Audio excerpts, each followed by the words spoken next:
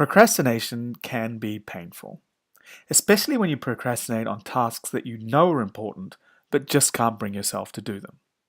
The fact is, if you're not taking action on things you know you should be, this is wasting a lot of time and holding you back from success.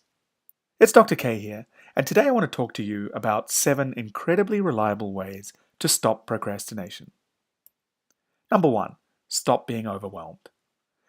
When you're faced with a large, overwhelming task that has the potential for a big payoff, it's natural to feel intimidated. But it's this combination of significance and intimidation that results in heavy-duty procrastination. So one way to reduce this intimidation is to break down the big task into tiny segments. For example, a novelist might be overwhelmed by the prospect of getting started on their first novel. They stare at the blank page, hesitant and anxious about how to fill an entire book. In this case, they can just break it down into chapters or pages or even just sentences. Just do one sentence today could be the tiny task they set themselves.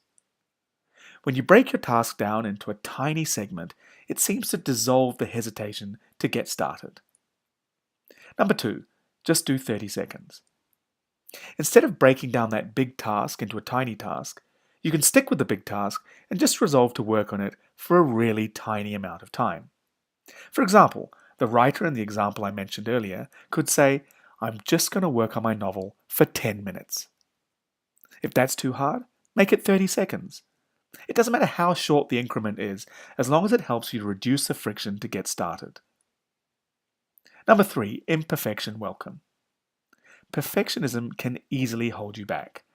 What makes it easier to overcome procrastination or resistance is if you abandon perfectionism and give yourself license to do a really bad first draft. If you tell yourself it's just a first draft, then you can get it done, and then clean it up later. Number 4, plan on paper.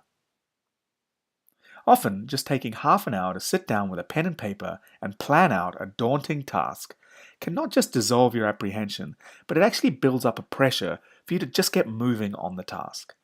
I've found this to be a very reliable way of getting started on a task I've been putting off. Number 5, go for a quick win. Why not get the ball rolling by starting with the smallest, easiest task you can find? It's an easy way to get started and build up momentum. Number 6, revisit benefits and costs. Sometimes when you're procrastinating, all you see is the immediate payoff. After all, in the moment, you're not doing the task, and there is no immediate cost. But why not explicitly think about the real benefits and costs? What will you gain by taking action on the task? Write down the payoffs. And what will you lose when you don't take action? Write down the costs. Get in touch with the reality of the situation. And number 7, make it pleasant. If you have an unpleasant task, why not do it somewhere where it's pleasant? How about taking your laptop to the park and working on that grant proposal? Or going to a nice cafe, buying a nice coffee and doing work there?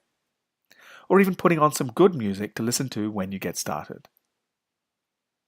Don't just try one of these methods in isolation. Combine them. For example, you could break down the task into tiny segments and start the first one at a cafe overlooking the ocean. Or you could write down the true costs of procrastination and plan out what you need to do and then commit to spending 5 minutes getting started. When you try out these techniques, you'll cut back on procrastination, which will mean less wasted time agonizing over tasks you should be doing, more work done, and more progress on big, meaningful goals that can change your life. Need more help? For more help on beating procrastination, check out the master checklist of stop procrastination techniques. Just scroll down the page to see how to access this. And if you enjoyed this video, visit 7insights.com for more productivity tips. I'll speak to you soon.